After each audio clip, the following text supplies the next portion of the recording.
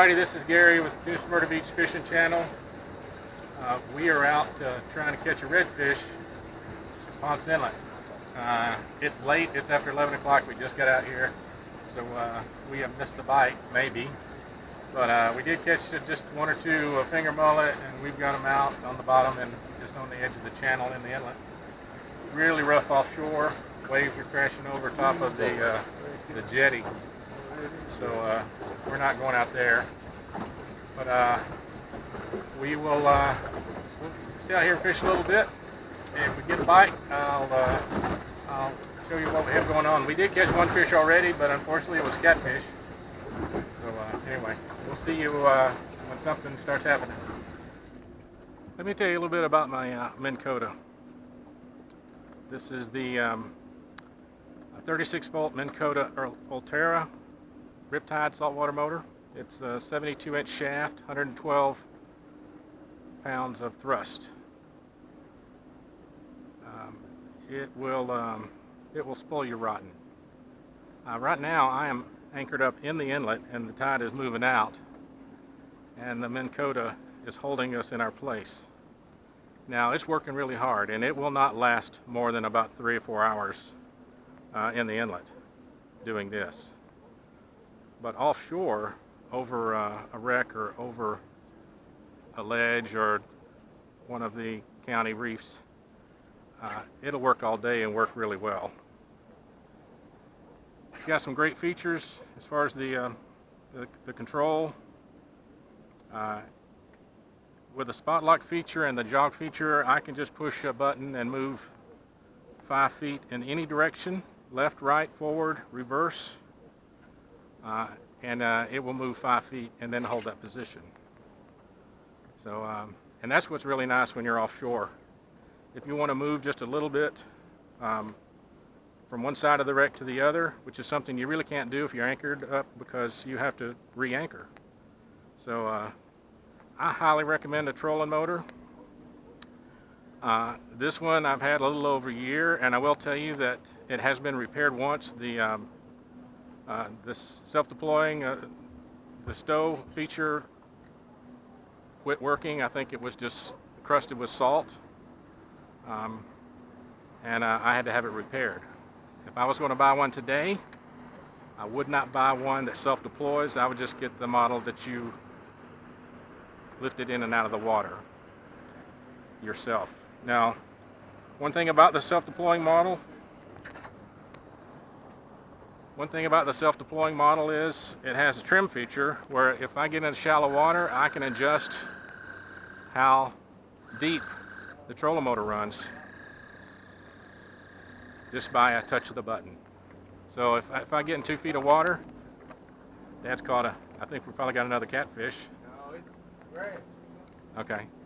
But if I get in shallow water chasing bait or something, I was doing that earlier, I can trim the motor up and keep it from digging into the mud or the sand. So trolling motors are wonderful on both inshore and offshore saltwater boats. Some of the companies now are making 7-foot shafts, so even if you have a boat up into the 30-foot range, you can use the trolling motor to hold your position offshore. This is 26-foot twin V, and the 112-pound thrust does a great job of holding position, holding our spot here in the inlet with the current moving out or moving in. I like it. I wouldn't have another boat without one. But that's pretty much it. My Minn Kota. It is 36 volt motor. I have 3 batteries in the console.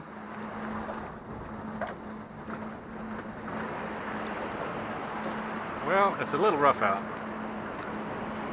and it's a little rough for fishing, but we are outside of the inlet up by the jetty. We didn't have any luck inside the jetty, so we came out here. Now, we do have steadily 4-footers, and the Minn Kota is holding us right here where we want to fish.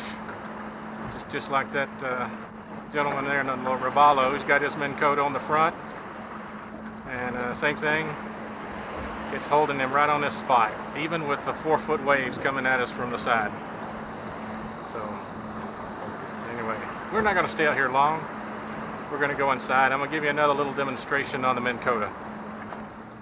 Hey everybody, I just wanted to give you a demonstration of the spot lock feature for the Minn Kota trolling motor. I'm in spot lock right now, and sometimes you don't realize you have to be near a buoy, like I am here at the 8A buoy in Ponce Inlet, so you can see how well the trolling motor actually works. I'm going to use the jog feature on the trolling motor to move us closer to and to the left and to the right of the buoy. I just told the trolling motor to move us up 20 feet. We'll see how she does. Alright, I'm going to move us up another 20 feet.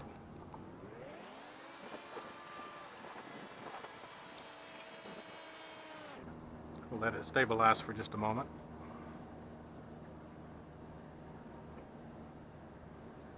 Okay.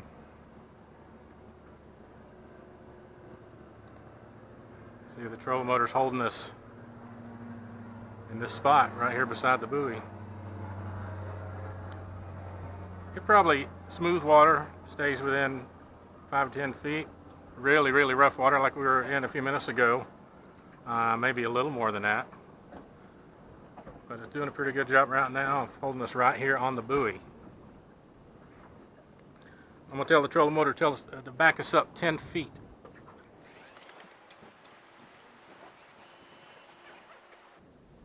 Okay. Now I'm going to tell the trolling motor to move us to the right 20 feet.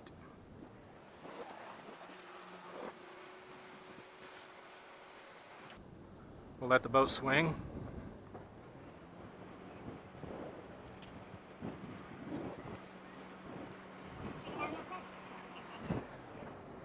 All right. I'm going to tell the trolling motor to move us forward 30 feet.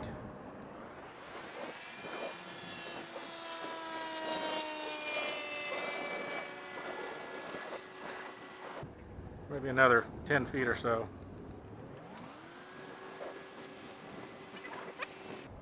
Alright, I'm going to tell the trolling motor to move us to the left 10 feet.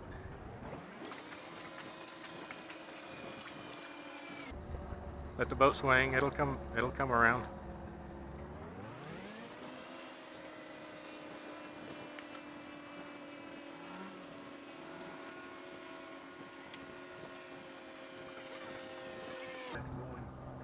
Backwards.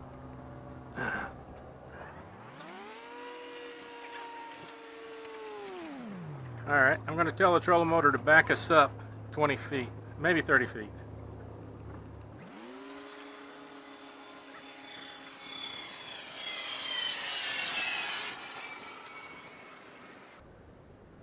Okay. To the left 20 feet.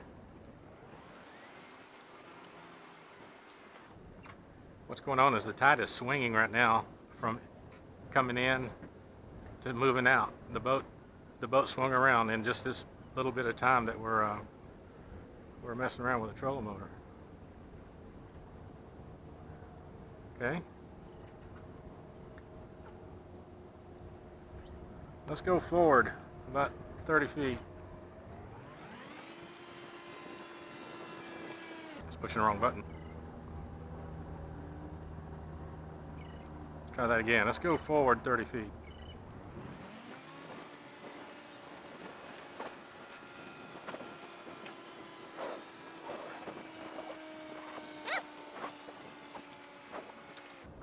Going to move to the right 30 feet.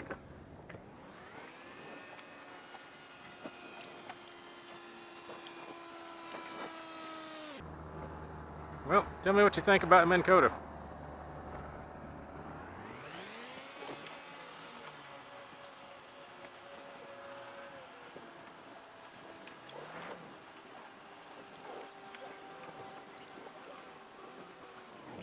And everything I'm doing here, I'm just messing with the jog function. I'm not controlling the direction or the speed of the motor. I'm just jogging it left and right and forward and back.